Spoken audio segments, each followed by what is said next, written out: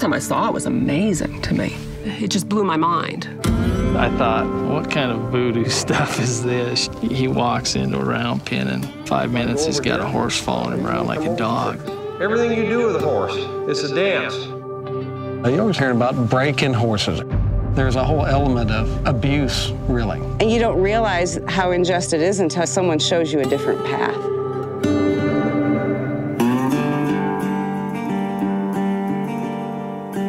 A lot of times, rather than helping people with horse problems, I'm helping horses with people problems. In this particular discipline, you have to be a sensitive person. See there, she's trying to protect herself. There's a change. That vulnerability is what makes you great. That's why so many of the folks that are really good at this are, sometimes they're tortured souls. My dad had a violent temper. He was a terrifying person. When something is scared for their life, I understand that. Nobody's here to hurt you. When I met Buck, he's got a big hat on, his vest, he looks like he's got a costume on. And then his humanity and a gentle spirit came off real quick.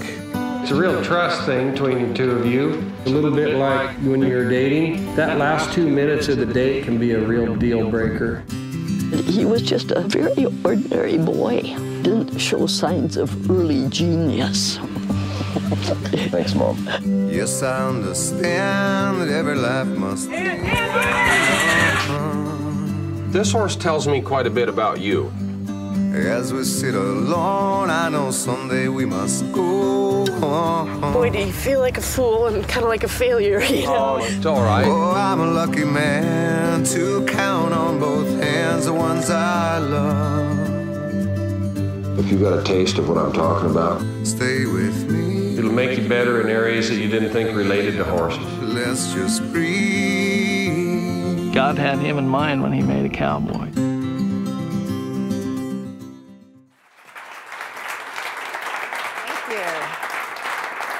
Thank you. So I am Cindy Meehl, and I'm thrilled to be here. I didn't know what the DO conference was, or the DO lectures were either, and DO called me up after Sundance, and he said, we really want you to be here. And I also thought, why not? This sounds like a great thing to do, and I really appreciate Duke and Claire and David, and Gary, and Anna for having us come here. It's ironic that I'm the very first speaker in America, considering I've never given a speech. And so I was telling that to Claire. I said, you know, Claire, this isn't, I do Q&As. I don't really give speeches. And she says, I said, you know, I just kind of talk random stuff. She said, we love random. So I said, okay, random you will get. So I have named my talk Discovering Buck, Choices, Change, Great Expectations, and What You Can Learn from Your GPS. So that's my talk. That's where we're going with this, so fasten your seatbelts. This could be a bumpy night. I first discovered Buck when I went to one of his clinics. I ride horses. I care very much about horses. I thought that my horses were the best cared for animals on the planet. And then I started discovering the way that he is with them, and I realized I had probably been torturing them my whole life without, inadvertently, you know, thinking that I was doing all the right things. But when I went to one of his clinics in my little English saddle and my breeches and thinking that I really knew everything, I was immediately humbled by this man and what he can teach you about not only horses, but life. And the way that he would talk about horses, so much, everything translated and infiltrated your life, about how sensitive they are and about how they reflect you. And when you start to take the concept of what he teaches with horses and you start to, you leave his clinic and then you go about your daily life and then you think, oh, you know, I think I'm being, you know, this person is reacting to me the way a horse might react to me. Maybe I'm being too pushy. Maybe I'm not being strong enough. Maybe I'm not being clear about what I want. Maybe I'm nagging, you know, and you start to take all these things that he's taught you and apply them to your life. So I was very inspired by this man and what he was doing with changing the way people thought about their animals, rode their animals. And he was a master. I mean, he's not, if you read the press on Buck, you'll think he's the kindest, gentlest, most patient man on earth. And he is all those things, but he is also a master teacher. So he's tough. And he really sort of raises the bar on your own toughness. You know, suddenly you think, I can work harder, I can do this. Who cares if I've been out here for 6 hours? I could be out here for 8 or 10, it's okay. And I came away finding that I was a lot tougher as far as you know, his foster mom would say, you know, you have to stop being a weenie. You just have to get out there and do it. So I was very impressed by Buck. I couldn't get over how hard he worked. And I was, you know, he would teach all day from the back of his horse with the mic. So he was also a great speaker. And it made him a very interesting character, I thought. And so I think it was Aristotle that said, you know, we are what we repeatedly do. So excellence is not, it's not an act, it's a habit. So it's one of those things that he really preaches, is that his excellence has come from a lot of hard work, and that everything is hard won. And so then I read his story about when he was a kid. He came from a very violent childhood, and he didn't, instead of being a victim and dragging that through life and becoming violent himself, he really overcame it. And he takes that with the way that he treats horses. You know, he approaches them like a scared child, and he realizes that you just can't beat something into anything, that violence might get you by for a moment, but it's going to come back to haunt you. And he just had this incredible story. So I went to his clinic, took a horse, made changes. I thought, this guy's amazing. He was in Pennsylvania. I live in Connecticut. And it was the closest he ever got to Connecticut. Usually he's everywhere else in the country but in the Northeast. So I didn't see him again for about 5 years. I went to a clinic in Texas. My aunt invited me. She said, come ride one of my horses. He's in Texas. And I did. And this was 5 years later, and I had just kind of tiptoed over the 50-year mark in my life. And you start to get, I love turning 50 because it was, you get very contemplative about what have you done? You know, here I'm kind of on the downside. I think I'll make it to 100, but it's now, you know, from now on, this really counts. That was maybe my test, but this really counts. And I think I really knew what was important at that point. I was starting to realize that all the happiness that I had gotten in my life up to that point wasn't from the things I had taken, but from the things I had given.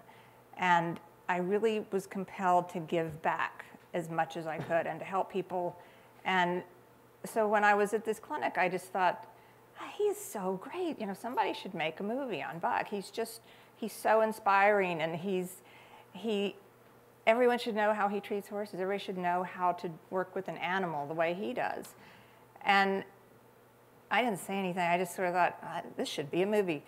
And then 3 months later, I find myself at McGinnis Meadow Ranch, which is up in Montana, a gorgeous place where you saw the horses were coming in at the beginning of the movie. That's McGinnis Meadow.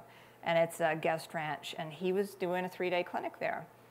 So I had never spoken the words, do a movie about, but it was just in my heart. And it started like this little spark. And by that time, when I saw him again, it was growing into this forest fire. You know, I was just thinking, this should be a movie. Everybody, because I had tried to tell my friends, my little English writing friends, you know, and nobody wanted to hear about a cowboy. They just thought, that's something different. That doesn't apply to me. And I would try to go teach it to them, and nobody cared. So I thought, I don't ever even have the skills to teach this the way he does. You know, people need to see Buck. So I told my roommate. It's the only person I ever said this out loud to. I told my roommate, I said, you know, I'm kind of thinking I'd like to do a movie on Buck because I just think he's so amazing. Do a documentary on Buck because people should know who he is. And that was about it. And then we always ate on this beautiful veranda. There was tables and everybody ate outside. All the meals were eaten outside at this ranch. And Buck is never alone. He always has, you know, people talking to him or his friends around. And he was sitting at a table alone. And it was rare to see Buck sitting alone, but he was just waiting for the owner of the ranch. And it was one of those defining moments of your life where you look over there and you think, okay, this is your chance, you know. if you want to ask him if you can make a movie, you better like go now, because it would be embarrassing to say it in front of people, right? You just go over there and ask him now. So I walked over to him and I said, hey, Buck, I'm sending, you know, he had met me at the other clinic and he knew me from a friend of mine. And I said, I was thinking about making a document. Have you ever made a documentary, thought about making a documentary? And he said, no. And I said, well, I think I'd like to do that. And he just thought for a second. He said, okay, that's a good idea. I think that's a good idea. And I said, okay, I'm going to need your phone number, and I'm going to call you about that. And he wrote it on a piece of paper. It was a 2-minute conversation. Literally, I am not kidding. And I just said, I'm going to get on that, and I'll call you. And I walked away. And you know, I had not really mentioned that I hadn't ever made a film before. That was sort of the part I left out.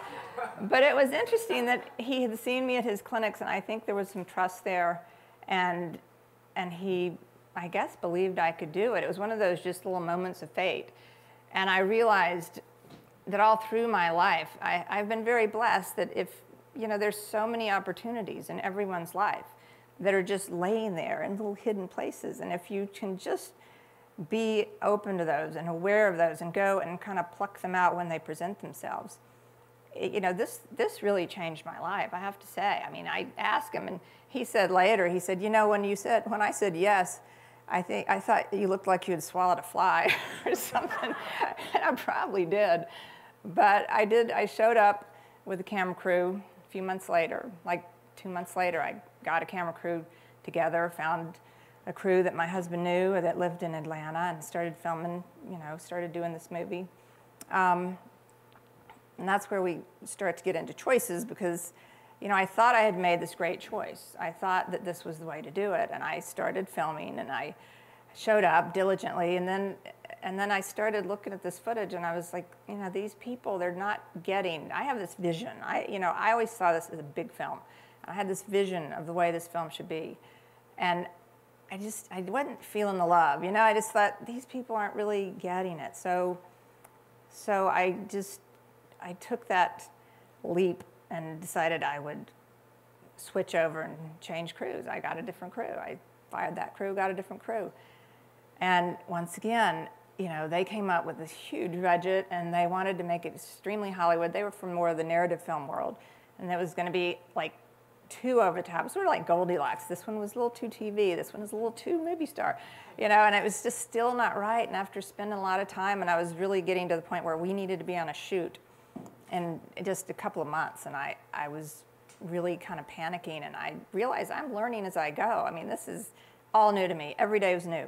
So I finally just said, this feels so wrong, you know, and it's where you just have to start to listen to your heart sometimes. And I didn't know. I had nothing to go on except my heart, and I just thought, this does not feel right. They are not making my movie, and I know what this movie is, and I know that it is about hope and inspiration and this man and what he's given to me by going and being with him in these clinics and learning from him. It was something so profound and so special, and I thought, if I could give that to America and beyond, if I could just give this gift that he had given me, and this empowering gift that he somehow translates through the horse, that's what I have to do. And it's really important that I get that message across. So I took another leap of faith. It's like John Burroughs said, leap and the net will appear. Well, I leapt because I had a powerful team, and they just weren't getting it, and I fired them too. It was like, and it was so scary to do that, you know, because I'm thinking, they're probably going, who is she? This girl's never made a film. What is she doing? But then I talked to a lawyer friend of mine, and he said, I want to introduce you to Julie Goldman and Andrea Medich, two major powerhouses in the documentary world. And I went to lunch with them, and I sat down, and I had some footage to show them, and I pitched my movie, and I said, you know, he's such a great character, he's so charismatic, I know this is a good film, you know, like, please make my movie. And they said, yeah, you know what, we like it, we like the footage, we like the guy, but here's the catch, you have to direct it. And then I really looked like I swallowed a fly, because I'm thinking, you know, direct it? I was just going to sort of be there and tell people what to do and where to go. But they said, no, you have to direct it. So I was a little petrified, and therefore then I just worked harder. It's like I hardly slept at all. I just would work hard, try to get my interviews together, and as soon as I sat down and started directing at the next shoot, I felt at home. I thought, I love telling people what to do. This is so great. I found my calling. This is just amazing. And as soon as I started, it felt like I was home. This team, it was all women. It was Julie Goldman, Andrea Medich, Alice Hinty, who's the line producer, our editor, Toby Shimon. She's the most incredible editor I've ever seen. Sophia Santana, and there was just this amazing group of women. And we left our egos at the door. When we were editing everything, we would just discuss every little thing. And nobody, if we disagreed, we just talked it out. It was really a wonderful, beautiful thing. And here again, I had no frame of reference. Isn't that the way it always works? And everybody's like, no, when you're making movies, it gets really heated and people get crazy about things. And so, but that's what, making those changes, they were frightening, but yet one of Buck's things that he always said is, if something is not working, you change it. And I think people have a real hard time with change. We will just stay the course and repeat the patterns over and over and over and get the same results, and yet, which I think is called insanity, but we're comfortable even when it's chaotic and not changing things. And I have to say that was another huge lesson for me, is that I made 2 radical changes along the way, and that third change, the third group was just golden, and it worked just so beautifully. And so we filmed the movie and we edited it, and then the other little funny thing was the Great Expectations. I was reading this book called I Wake Up Screening. I love this book. My team was laughing at me because they knew all this stuff, but I had never done this, so I needed help. So this was my Bible. It told you what you did when you went to film festivals. It told you what you did with critics. It told you what you did with, everybody involved, the press, the publicists, the people, the distributors, everybody. It sort of gives a little handbook of stories from film festivals. So I read it and I thought, okay, I kind of understand this now. This is what I want. I want to premiere at Sundance. I want a bidding war, like they talk about in the middle of the night. People, find distributors. The distributors come after your movie, and then because they're busy all day, you do it in the middle of the night. And I said, I want to get a distributor. I'll be up all night. I don't care. I want a bidding war. I want to do all these things. And everyone told me along the way, they would go, well, horse documentaries, they're not really, I don't know that it's going to be that popular, and it's not a Sundance kind of film. You probably don't get your hopes up, Cindy. It probably won't be in Sundance, and it would be lucky if we could get on TV. That would be really great.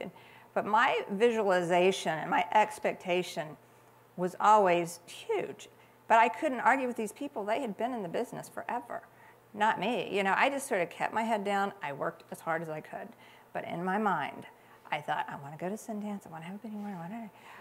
Well, we got into Sundance. We had bidding wars. We were up all night. IFC, Sundance Selects bought the film. They are amazing. They've been amazing distributors. And not only is it in North America, we made a deal with New Zealand and Australia and an international dealer. So I'm leaving here tomorrow, unfortunately, to go to Zurich. It's going to be shown around the world in theaters. We're in the top, I think we're the top 2 documentaries of the year as far as grosses.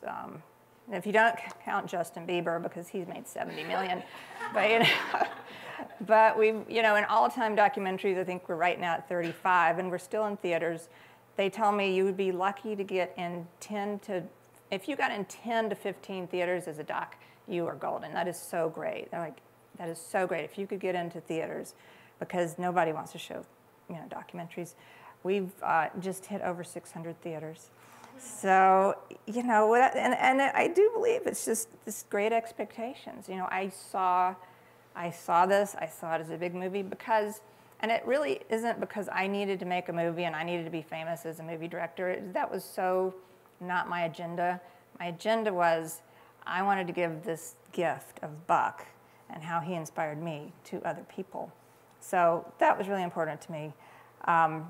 And it's working out. But what you can learn from your GPS, when you program in your GPS, you have a destination. you may not be able to see more than 20 feet in front of your car, but she's telling you how to get there. And if you miss a turn, you notice that I call my GPS Gypsy because I call her Gypsy Rhodesley, and I have a really intimate relationship with her. I love her dearly because I don't know what I ever did without a GPS. But she never gets upset. You know, if you miss the turn, she'll just go, make a legal U-turn. Or, you know, we're going to recalculate now. But she doesn't go, Jane, you ignorant slut, what the hell are you doing? Please, you know, it's not what I said to do. And if any of you have companies or businesses, you know, that was another real lesson as far as running this business, because I created a production company to make this movie. You know, you can't lose it, because every day something goes wrong, every day. And I've always believed in that. Richard Bach said, you know, every problem comes to you with a gift in its hands. So when there's a problem or an obstacle, you look for the gift. You always look for the gift. Don't look at it as a problem. You look at, how do I get around it? You know, remember Gypsy, remember the GPS. You just go, we're going to recalculate now, you know, and change your course if you have to. But don't let the people and the drama, because drama will just crop up everywhere around you. And if you can stay calm and cool and realize that the drama is sucking out the energy in your company, it's sucking out the energy in you, there's no use for it. So that's my GPS lesson. And as far as the big do and the little do, they said there's a big do and a little do. I think my big do with this film was to really get people to stop and think about their horse and how they ride their horse, and that you don't have to kick every step and hold them tight. There's such a better way that the horse understands, and that when you learn it, and when you learn to get soft and really feel that invisible energy between you and the horse, then if you can get that and translate that into your life, it's just a brilliant thing to get. And that was really my big do for this film, is to make people more aware of horses. And it's a little do, but then to me it's still a big do, is that also that you can't, as Buck teaches, you can't carry your baggage around with you. You know, that's the past. You got to live in the moment. And if you want to drag everything with you and make excuses for why you can't get something done, then that's where you will always be, because your life is, you know, totally defined by the choices you make. And, you know, it's like that big marble block that you are going to sculpt out to the end of your days, and, you know, what are you going to end up with? You have the tools, you have the wherewithal to sculpt your life, and, you know, excuses just won't make art. So go out and make art. Thank you very much.